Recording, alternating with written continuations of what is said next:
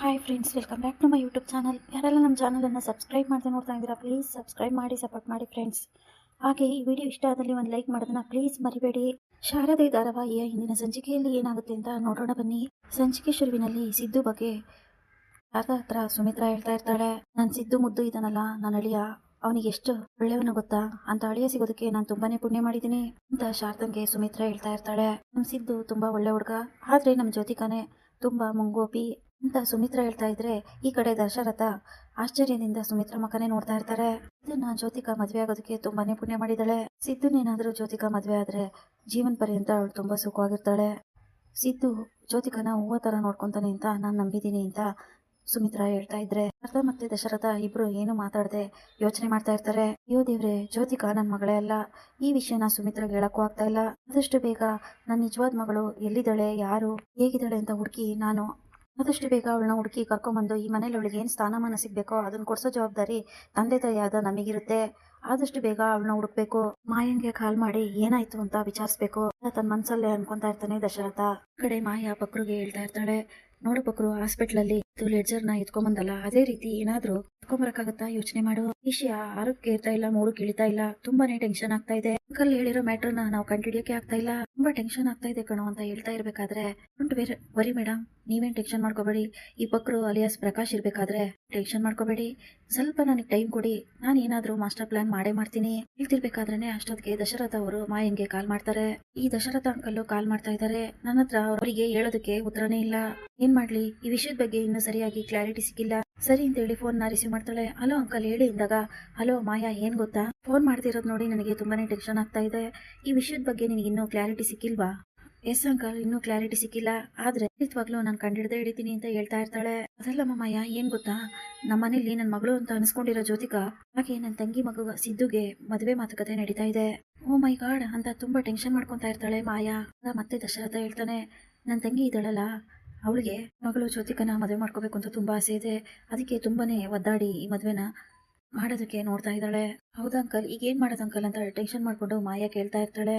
ನಿಜವಾದ ಮಗಳು ಯಾರು ಅಂತ ಗೊತ್ತಿಲ್ಲ, ಮದ್ವೆನ ತಡೆಯೋದಕ್ಕೂ ನನಗಾಗಲ್ಲ.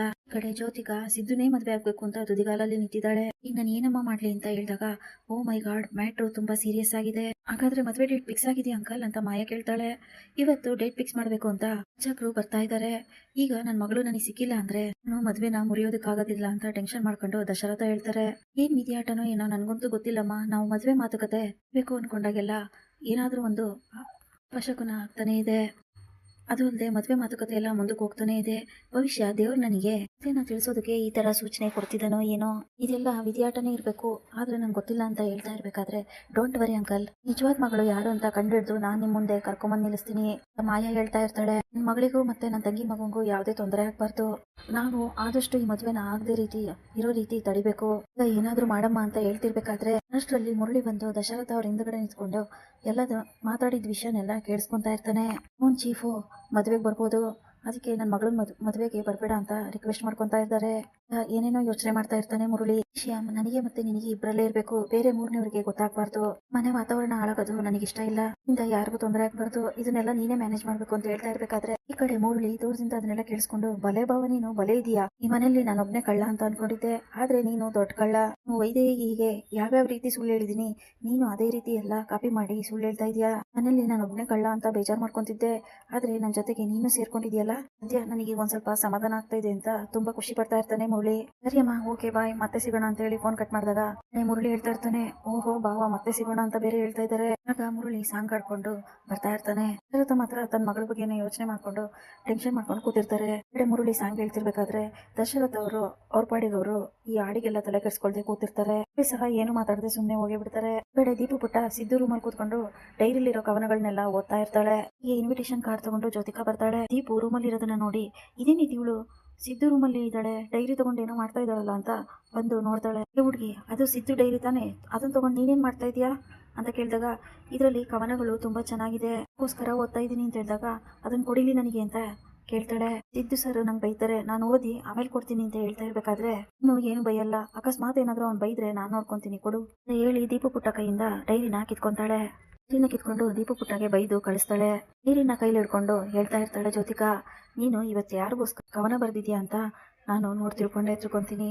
ಖುಷಿಯಿಂದ ಡೈರಿನ ತೆಗೆದು ಓದ್ತಾ ಇರಬೇಕಾದ್ರೆ ಅಷ್ಟೊತ್ತಿಗೆ ಸಡನ್ನಾಗಿ ಸಿದ್ದು ಬಂದ್ಬಿಟ್ಟು ಅವಳ ಕೈಲಿರೋ ಡೈರಿ ನೋಡಿ ಶಾಕ್ ಆಗಿ ಜೋ ಅಂತ ಜೋರಾಗಿ ಕೂಗ್ತಾನೆ ಸಿದ್ದು. ಆಗ ಜೋ ತಿರುಗಿ ನೋಡ್ತಾಳೆ. ಸಿದ್ದು ಟೆನ್ಷನ್ ಮಾಡ್ಕೊಂಡು ಜ್ಯೋತಿಕಾ ಹತ್ರ ಬಂದು ಕೈಲಿರೋ ಡೈರಿನ ಕಿತ್ಕೊಂಡು ಸ್ನಾಟ್ ಫೇರ್ ಆಯ್ತಾ, ನಿನಗೆ ಒಂದ್ ಸ್ವಲ್ಪನೂ ಕಾಮನ್ ಸೆನ್ಸ್ ಇಲ್ವಾ? ಪರ್ಸನಲ್ ಡೈರಿನ ನೀನ್ ತಗೊಂಡು ಓದ್ತಾ ಇದೆಯಲ್ಲ, ಅದರ ಎಲ್ಲ ಕದ್ದು ಓದಬಾರ್ದು ಅಂತ ನಿನಗೆ ಗೊತ್ತಿಲ್ವಾ ಅಂತ ಬೈತಾನೆ. ಏನ್ ಹೇಳ್ತಾ ಇದೀಯ ಸಿದ್ದು ನೀನು? ಇನ್ನೊಂದ್ ಸ್ವಲ್ಪ ದಿನದಲ್ಲೇ ನಾನು ನೀನು ಮದ್ವೆ ಆಗೋರು, ನಮ್ಮಿಬ್ರು ಮಧ್ಯೆ ಇಂಥ ಫಾರ್ಮಾಲಿಟೀಸ್ ಎಲ್ಲ ಬೇಕಾ ಅಂತ ಜೋ ಕೇಳ್ತಾ ಇರ್ತಾಳೆ. ನಮ್ಮಿಬ್ರು ಮಧ್ಯೆ ಎಂತ ಫಾರ್ಮಾಲಿಟೀಸ್ ಇರುತ್ತೆ? ಪರವಾಗಿಲ್ಲ ಬಿಡು, ನಮ್ಮಿಬ್ರು ಮಧ್ಯೆ ಮುಚ್ಚಿಡ ಅಂತದ್ ಏನಾಗಿದೆ? ನಾವಿಬ್ರು ಮದ್ವೆ ಆಗ್ತಾ ಇದೀವಿ ತಾನೆ ಅಂತ ಹೇಳಿದಾಗ ಬಿಟ್ಟು ಏನು ಮಾತಾಡದೆ ಇಲ್ಲಿಂದ ಹೊರಟೋಗು ಅಂತ ಸಿದ್ದು ಹೇಳ್ತಾನೆ. ಸರಿ ಬಿಡು, ಗಂಡ ಹೆಂಡತಿ ಮಧ್ಯೆ ಒಂದು ಚಿಕ್ಕ ಸ್ಪೇಸ್ ಅಂತ ಇರುತ್ತಲ್ವಾ, ಅದನ್ನ ನಾನು ನಿನಗೆ ಕೊಡೋದಕ್ಕೆ ಇಷ್ಟಪಡ್ತೀನಿ, ಹೋಗ್ತೀನಿ ಬಿಡು ಅಂತ ಹೇಳಿ ಸಿದ್ದು ಕೈಲಿರೋ ಡೈರಿ ಬಗ್ಗೆ ಯೋಚನೆ ಮಾಡ್ತಾ ಇರ್ತಾಳೆ. ಒಂದಲ್ಲ ಒಂದಿನ ಈ ಡೈರಿ ನನ್ನ ಕೈಗೆ ಸಿಗುತ್ತೆ. ಅದರಲ್ಲಿ ನನಗೆ ಗೊತ್ತಿಲ್ಲದೆ ಇರೋದು ನೀನ್ ಏನ್ ಬರ್ದಿದ್ಯಾ ಅಂತ ನೋಡ್ತೀನಿ, ಹುಟ್ಟನ್ನ ಆದಷ್ಟು ಬೇಗ ರಟ್ಟು ಮಾಡ್ತೀನಿ ಅಂತ ಜ್ಯೋತಿಕಾ ಹೇಳ್ತಾಳೆ. ಪ್ಲೀಸ್ ಇಲ್ಲಿಂದ ಹೊರಟೋಗು ಅಂತ ಹೇಳ್ತಿರ್ಬೇಕಾದ್ರೆ ಮಾತಾಡದೆ ತನ್ನ ಪಾಡಿಗೆ ನಾನು ಜ್ಯೋತಿಕಾ ಹೋಗ್ಬಿಡ್ತಾಳೆ. ಹೊರಡೋದ್ಮೇಲೆ ಜ್ಯೋತಿಕಾ ಮತ್ತೆ ನಿಂತ್ಕೊಂಡು ಸಿದ್ದುನ ನೋಡ್ತಾ ಇರ್ತಾಳೆ. ಕೋಪ ಮಾಡ್ಕೊಂಡು ಡೈರಿನ ಕಬೋರ್ಡ್ ಅಲ್ಲಿ ಇಡ್ತಾನೆ. ಈ ಸಮಯಕ್ಕೆ ಶಾರದಾ ಅಲ್ಲಿ ಹೋಗ್ತಾ ಇರ್ತಾಳೆ. ಶಾರದನ್ನ 1 ನಿಮಿಷ ಅಂತ ಕರೆದು ಎಲ್ಲ ಸೇರ್ಕೊಂಡು ಮದ್ವೆ ಇನ್ವಿಟೇಷನ್ ಕಾರ್ಡ್ ನ ಸೆಲೆಕ್ಟ್ ಮಾಡ್ತಾ ಇದೀವಿ, ನನ್ನ ಮತ್ತೆ ಸಿದ್ದು ಮದ್ವೆಗೆ ಯಾವ ಕಾರ್ಡ್ ಚೆನ್ನಾಗಿರುತ್ತೆ ಸೆಲೆಕ್ಟ್ ಮಾಡು ಅಂತ ಹೇಳಿ ಶಾರದಾ ಕೈಗೆ 1-2 ಕಾರ್ಡ್ನ ಕೊಡ್ತಾರೆ. ಇದು ಚೆನ್ನಾಗಿದೆ ಅಂತ ಸೆಲೆಕ್ಟ್ ಮಾಡಿ, ಇದು ಚೆನ್ನಾಗಿದೆ ನೋಡಿ ಅಂತ ಕೊಟ್ಟಾಗ ಪರವಾಗಿಲ್ವೇ ನಿನ್ ಟೇಸ್ಟ್ ತುಂಬಾ ಚೆನ್ನಾಗಿದೆ, ಯಾವ ಕಾರ್ಡ್ ಸೆಲೆಕ್ಟ್ ಮಾಡಿದ್ನೋ ಅದೇ ಕಾರ್ಡ್ನ ನೀನು ಸೆಲೆಕ್ಟ್ ಮಾಡಿದ್ಯಾ. ಶಾರದಾ ಏನು ಮಾತಾಡದೆ ತನ್ನ ಪಾಡಿಗೆ ತಾನು ಸುಮ್ನೆ ಹೋಗ್ತಾಳೆ. ಅದೇ ಸಮಯಕ್ಕೆ ಸಿದ್ದು ಹೊರಗಡೆ ಬರ್ತಾನೆ. ಆಗ ಜ್ಯೋತಿಕಾ ಹೇಳ್ತಾ ಇರ್ತಾಳೆ, ನೋಡು ನಾನು ನಿನ್ನ ಹೆಸರು ಇನ್ವಿಟೇಷನ್ ಕಾರ್ಡ್ ಅಲ್ಲಿ ಆದಷ್ಟು ಬೇಗ ಬರುತ್ತೆ, ಇನ್ವಿಟೇಷನ್ ಕಾರ್ಡ್ ತುಂಬಾ ಚೆನ್ನಾಗಿದೆ, ಒಂದೇ ಒಂದ್ಸರಿ ನೋಡು ಅಂತ ಹೇಳಿದಾಗ ಸಿದ್ದು ಮುಖನ ನೋಡಿ ಇಸ್ತಾ ಇರ್ತಾನೆ. ಪರವಾಗಿಲ್ಲ ಬಿಡು, ನಿನ್ ಮೂಡು ಸರಿ ಇಲ್ಲ ಅಂತ ಅನ್ಸುತ್ತೆ, ನಾನು ನಿನ್ ಬೆಡ್ ಮೇಲೆ ಇಟ್ಟಿರ್ತೀನಿ, ಯಾವಾಗ ಮೂಡ್ ಸರಿ ಆಗುತ್ತೋ ಅವಾಗ್ಲೇ ನೋಡು ಅಂತ ಹೇಳಿ ಇನ್ವಿಟೇಷನ್ ಕಾರ್ಡ್ ನ ಬೆಡ್ ಮೇಲೆ ಇಟ್ಟು ತನ್ನ ಪಾಡಿಗೆ ತಾನು ಹೊರಟೋಗ್ತಾಳೆ. ಈ ಕಡೆ ಸಿದ್ದು ಜ್ಯೋತಿಕಾ ಹೋದ್ಮೇಲೆ ಇನ್ವಿಟೇಷನ್ ಕಾರ್ಡ್ ನ ನೋಡ್ಕೊಂಡು ಯೋಚನೆ ಮಾಡ್ತಾ ನಿಂತ್ಬಿಡ್ತಾನೆ. ಈ ಕಡೆ ಮಾಯಾ ಇನ್ವೆಸ್ಟಿಗೇಷನ್ ನ ಶುರು ಮಾಡ್ತಾಳೆ. ಮಾಯಾ ಕಾಲ್ ಮಾಡಿ ವಿಚಾರಿಸ್ತಾ ಇರ್ತಾಳೆ, ಅವತ್ತು ಡೆಲಿವರಿ ಯಾರ್ಯಾರ್ದಾಗಿದೆ ಅವ್ರ ಅಡ್ರೆಸ್ನೆಲ್ಲ ಕಳಿಸಿ ಅಂತ ಹೇಳಿದೀನಿ, ಒಬ್ಬರ ಅಡ್ರೆಸ್ ಮಾತ್ರ ನೀವು ಕಳಿಸಿದೀರಾ, ಇದ್ 3 ಜನದ ಅಡ್ರೆಸ್ ನೀವು ಕಳಿಸಿಲ್ಲ ಅಂತ ಹೇಳ್ತಿರ್ಬೇಕಾದ್ರೆ ಹೇಳಿದ ಮಾತು ಕೇಳಿ ಆದಷ್ಟು ಬೇಗ ಪಕ್ರುಗೆ ಹೇಳ್ತಾ ಇರ್ತಾಳೆ. ನೋಡು ಪಕ್ರು, ಶರತ್ ಅಂಕಲ್ ಮನೇಲಿ ಯಾವ್ದೋ ಬೇರೆ ಹುಡುಗಿಗೆ ಮದ್ವೆನ ಫಿಕ್ಸ್ ಮಾಡ್ತಾ ಇದ್ದಾರೆ, ತುಂಬಾ ಸೀರಿಯಸ್ ಆಗಿದೆ, ತನ್ನ ಮಗಳು ಅಲ್ಲದೆ ಇದ್ರು ಸಹ ಶರತ್ ಅಂಕಲ್ ಮದ್ವೆ ಮಾಡ್ಕೊಡೋ ಟೈಮು ಬಂದಿದೆ, ಏನ್ ಮಾಡ್ಬೇಕು ಅಂತಾನೆ ಗೊತ್ತಾಗ್ತಾ ಇಲ್ಲ, ನನಗೆ ತುಂಬಾ ತಲೆ ಕೆಟ್ಟೋಗಿದೆ ಅಂತ ಹೇಳಿ ಯೋಚನೆ ಮಾಡಿ ಮತ್ತೆ ಒಂದ್ ಐಡಿಯಾ ಬಂತು ಕಣಪಕ್ರು, ಇಲ್ಲಿವರೆಗೂ ಬಂದಿದೆ ಅಂದ್ರೆ ಖಂಡಿತವಾಗ್ಲೂ ಇವ್ರ ಮನೇಲಿ ಯಾರ್ದೋ ಕೈವಾಡ ಇದೆ, ಆ ಆಂಗಲ್ ಅಲ್ಲೂ ಯೋಚನೆ ಮಾಡಿದ್ರೆ ಹೇಗಿರುತ್ತೆ ಪಕ್ರು ಅಂತ ಮಾಯಾ ಹೇಳ್ತಾ ಇರ್ತಾಳೆ. ಪಕ್ರು ಅಂತ ಕೂಗ್ತಾ ಇದ್ರೆ ಸಹ ಪಕ್ರು ಮಾತಾಡದೆ ನಿಂತಿರ್ತಾನೆ. ಪಕ್ರು ನಿದ್ದೆ ಮಾಡ್ತಾ ಇದೆಯಾ ಅಂತ ಜೋರ ಕೂದಾಗ ಮೇಡಮ್ ಪ್ರೆಸೆಂಟ್ ಮೇಡಮ್ ನಾನು ಇಲ್ಲೇ ಇದ್ದೀನಿ, ಏನ್ ಗೊತ್ತಾ ಎಲ್ಲಾ ದಾರಿ ಮುಚ್ಚೋಗಿದೆ, ಏನು ಕಾಣ್ತಾ ಇಲ್ಲ ಅಂತ ಹೇಳ್ತಾ ಇದ್ರಲ್ಲ, ಅದಕ್ಕೆ ಯಾವ್ದಾದ್ರು ಹೊಸ ದಾರಿ ಸಿಗ್ಬೋದಾ ಅಂತ ಹುಡುಕ್ತಾ ಇದ್ದೆ. ಹೌದಾ, ಏನ್ ಹುಡುಕಿದೀಯ ಅಂದಾಗ ಹೊಸ ಆಪ್ ನ ಇನ್ಸ್ಟಾಲ್ಮೆಂಟ್ ಮಾಡಿದೀನಿ, ಶಾರದಾ ಮತ್ತೆ ಸುಮಿತ್ರಾ ಮೇಡಮ್ ಅವ್ರ ಫೋಟೋನ ಆ ಆಪ್ ಅಲ್ಲಿ ಅಪ್ಲೋಡ್ ಮಾಡ್ಬಿಟ್ಟು ಮಗಳಿಗೆ 26 ವರ್ಷ ಆಗಿದೆ, ಮಗಳು ಇವಾಗ ಯಾವ ರೀತಿ ಇರ್ಬೋದು ಅಂತ ಇಂಟೆಲಿಜೆಂಟ್ ಆಪ್ ಅಲ್ಲಿ ಹುಡುಕ್ತಾ ಇದ್ದೀನಿ.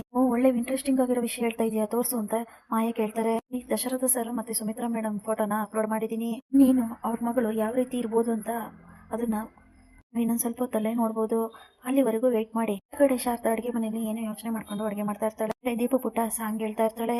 ಸತ್ಯವೇ ನಮ್ಮ ತಾಯಿ ತಂದೆ, ಸತ್ಯವೇ ನಮ್ಮ ಬಂಧು ಬಳಗ ಹಾಡು ಹೇಳ್ತಿರ್ಬೇಕಾದ್ರೆ ಇದನ್ನ ನೆನ್ಸ್ಕೊಂಡು ತುಂಬಾನೇ ಬೇಜಾರ್ ಮಾಡ್ಕೊಂತಾ ಇರ್ತಾಳೆ ಶಾರದಾ. ಇದು ರೌಡಿಗಳಿಂದ ತನ್ನನ್ನು ಕಾಪಾಡಿದ್ದು ಆ ಸಿದ್ದು ಕೈಗೆ ಏಟ್ ಮಾಡ್ಕೊಂಡಿದ್ದು, ಶಾರದಾ ತನ್ನ ಸೀರೆನೆ ಹರಿದು ಸಿದ್ದು ಕೈಗೆ ಕಟ್ಟಿದ್ದು, ಜೊತೆಗೆ ಎಷ್ಟೋ ಸಾರಿ ಕರೆಂಟ್ ಹೊಡೆದು ಶಾರದಾ ಬಿದ್ದಿದ್ದಾಗ ಸಿದ್ದು ಕಾಪಾಡಿದ್ದು, ಜೊತೆಗೆ ರೌಡಿಗಳಿಂದ ಎಲ್ಲ ಕಾಪಾಡಿದ್ದು, ಜೊತೆಗೆ ಹಾಸ್ಪಿಟ್ಲ್ ಅಲ್ಲಿ ಶಾರದಾ ಸತ್ತೋಗಿದ್ದಾಳೆ ಅಂದಾಗ ಪ್ರೀತಿ ಹೇಳ್ಕೊಳ್ಳೋದಕ್ಕಿಂತ ಮುಂಚೆನೆ ಶಾರದಾ ಹೊರಟೋಗಿದ್ದಾರೆ, ಅವ್ರನ್ನ ಬಿಟ್ಟು ಬದುಕೋ ಶಕ್ತಿ ನನಗಿಲ್ಲ, ಅವ್ರು ಎಲ್ಲೋಗಿದಾರೋ ನಾನು ಅಲ್ಲೇ ಹೋಗ್ತೀನಿ, ಫ್ರೆಂಡ್ ಯೋಗಿ ಹತ್ರ ಹೇಳ್ತಿದ್ದನ್ನೆಲ್ಲ ಶಾರದಾ ನೆನೆಸ್ಕೊಂಡು ತುಂಬಾ ಬೇಜಾರ್ ಮಾಡ್ಕೊಂಡು ಅಡ್ಗೆ ಮಾಡ್ತಾ ಇರ್ತಾಳೆ. ದೀಪು ಪುಟ್ಟ ಹೇಳ್ತಾಳೆ, ಒಂದ್ ವೇಳೆ ಪುಣ್ಯಕೋಟಿ ಹಸು ಮಾತು ಕೊಟ್ಟಂತೆ ಮತ್ತೆ ವಾಪಸ್ ಬರ್ದೇ ಹೋದ್ರೆ ಏನಾಗ್ತಿತ್ತಮ್ಮ ಅಂತ ಕೇಳ್ತಾ ಇರ್ತಾಳೆ. ಪುಣ್ಯಕೋಟಿ ಹಸು ತನ್ನ ಕರು ಜೊತೆ ಆರಾಮಾಗಿರ್ಬೋದಿತ್ತಲ್ವಾ ಅಮ್ಮ, ಏನಾದ್ರೂ ಆಗಿದ್ರೆ ಇವಾಗ ನೀನ್ ಹೇಳ್ತಾ ಇದೆಯಲ್ಲ ಇರ್ತಾ ಇರ್ಲಿಲ್ಲ, ಆ ಪುಣ್ಯಕೋಟಿ ಕತೆ ಮನೆ ಮನೆ ಮಾತಾಗ್ತಿರ್ಲಿಲ್ಲ, ನಮ್ಗೆ ಇದೆಲ್ಲ ನೀತಿ ಪಾಠ ಆಗ್ತಾನೆ ಇರ್ಲಿಲ್ಲ, ಈ ಹುಲಿ ಗೆಲ್ತು ಆದ್ರೆ ಪುಣ್ಯಕೋಟಿ ತನ್ನ ನಂಬಿಕೆಯಿಂದ ಉಳಿಸ್ಕೊಳ್ತು, ಯಾವತ್ತು ನಂಬಿಕೆನೆ ದೊಡ್ಡದು ದೀಪು ಪುಟ ಅಂತ ಹೇಳ್ತಾ ಇರ್ತಾಳೆ. ಅಲ್ಲಿ ಶಾರದಂಗೆ ಫೋನ್ ಬರುತ್ತೆ, ಆರ್ಡರ್ ಬಂದಿದೆ ಬನ್ನಿ ಅಂತ.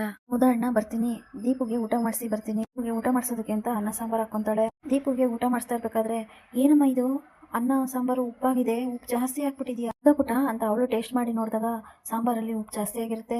ಪುಟ್ಟ ನಾನು ಮರ್ತು 2 ಸರಿ ಹಾಕ್ಬಿಟ್ಟಿದೀನಿ, ನಿನಗೆ ಮೊಸರನ್ನ ತಿನ್ನಿಸ್ತೀನಿ ಅಂತ ತಿನ್ನಿಸ್ತಾ ಇರ್ಬೇಕಾದ್ರೆ ದೀಪು ಹೇಳ್ತಾಳೆ, ಅಮ್ಮ ಇದೇ ಮೊದಲನೇ ಸರಿ ಅಲ್ವಾ ನೀನ್ ಈ ತರ 2 ಸರಿ ಉಪ್ಪು ಹಾಕಿ ಸಾಂಬಾರ್ ಮಾಡಿರೋದು, ಅಮ್ಮ ಏನಾಯ್ತು ನಿಂಗೆ ಹುಷಾರಿಲ್ವಾ, ಬೇಜಾರಲ್ಲಿದ್ಯಾ ಅಂತ ಕೇಳ್ತಿರ್ಬೇಕಾದ್ರೆ ಏನಿಲ್ಲ ಪುಟ್ಟ ನಾನು ಚೆನ್ನಾಗೇ ಇದ್ದೀನಿ ಅಂತ ಹೇಳ್ತಾ ಇರ್ತಾಳೆ.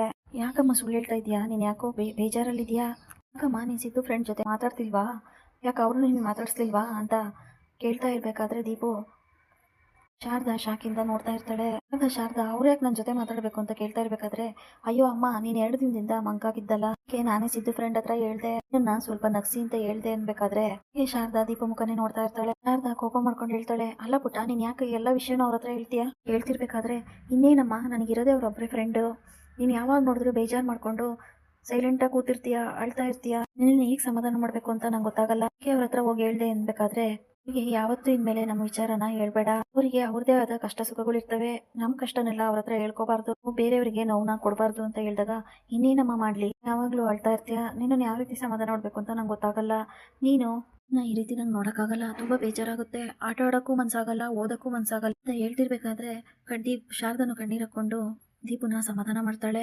ಇನ್ಮೇಲೆ ಯಾವತ್ತೂ ಅಳ್ಬೇಡಮ್ಮ ಅಂತ ದೀಪು ಪುಟ್ಟ ಹೇಳ್ತಾ ಇರ್ಬೇಕಾದ್ರೆ, ಇಲ್ಲಮ್ಮ ಇನ್ಮೇಲೆ ನಾನು ಅಳಲ್ಲ, ಯಾವತ್ತೂ ನಾನು ಅಳಲ್ಲ ಅಂತ ಹೇಳಿ ಊಟ ಮಾಡಿಸ್ತಾಳೆ. ಈ ಕಡೆ ಬಕ್ರು ದಶರಥ ಮತ್ತೆ ಸುಮಿತ್ರಾ ಅವರಿಗೆ ಹುಟ್ಟಿರೋ ಮಗಳು ಈಗ 26 ವರ್ಷ ಆದ್ಮೇಲೆ ಹೇಗಿರ್ತಾಳೆ ಅಂತ ಇಂಟೆಲಿಜೆಂಟ್ ಆ್ಯಪ್ ಅಲ್ಲಿ ಕಂಡಿಡ್ಬಿಟ್ಟು ಇವ್ರ ತರ ಇರ್ತಾರ ಅವ್ರ ಮಗಳು ಇರೋರ್ನ ನಾವು ಹುಡುಕ್ಬೇಕು ಹೇಳ್ತಿರ್ಬೇಕಾದ್ರೆ ಮಾಯಾ ಏನೋ ಯೋಚನೆ ಮಾಡ್ತಿರ್ತಾಳೆ. ಶಾರದಾ ತನ್ನ ಪಾಡಿಗೆ ತನ್ನ ಮನೆ ಕೆಲಸ ಮಾಡ್ತಿರ್ಬೇಕಾದ್ರೆ ಇನ್ವಿಟೇಷನ್ ಕಾರ್ಡ್ ತಗೊಂಡು ಸಿದ್ದು ಹತ್ರ ಬರ್ತಾನೆ. ಶಾರದವ್ರೆ ಏನ್ ಮಾಡ್ತಾ ಇದೀರಾ ಅಂತ ಕೇಳ್ತಿರ್ಬೇಕಾದ್ರೆ, ಕೆಲಸ ಮಾಡ್ತಾ ಇರೋದು ಕಾಣಲ್ವಾ ಅಂತ ಶಾರದಾ ಕೇಳ್ತಾಳೆ. ಈ ಕೆಲ್ಸದ ಬಗ್ಗೆ ಹೇಳ್ತಾ ಇಲ್ಲ, ನೀವು ಮಾಡ್ತಾ ಇರೋದು ಸರಿನಾ ಅಂತ ಕೇಳಿದಾಗ, ಏನ್ ಮಾಡಿದೆ ಸರ್ ಅಂತ ಸಿದ್ದು ಕೇಳ್ತಾಳೆ. ಇನ್ವಿಟೇಷನ್ ಕಾರ್ಡ್ನ ನೀವೇ ತಾನೇ ಸೆಲೆಕ್ಟ್ ಮಾಡಿದ್ದು, ನಿಮಗೆ ಯಾಕೆ ನನ್ನ ಮತ್ತೆ ಜ್ಯೋತಿಕನ್ ಮದ್ವೆ ಮೇಲೆ ಆಸಕ್ತಿ?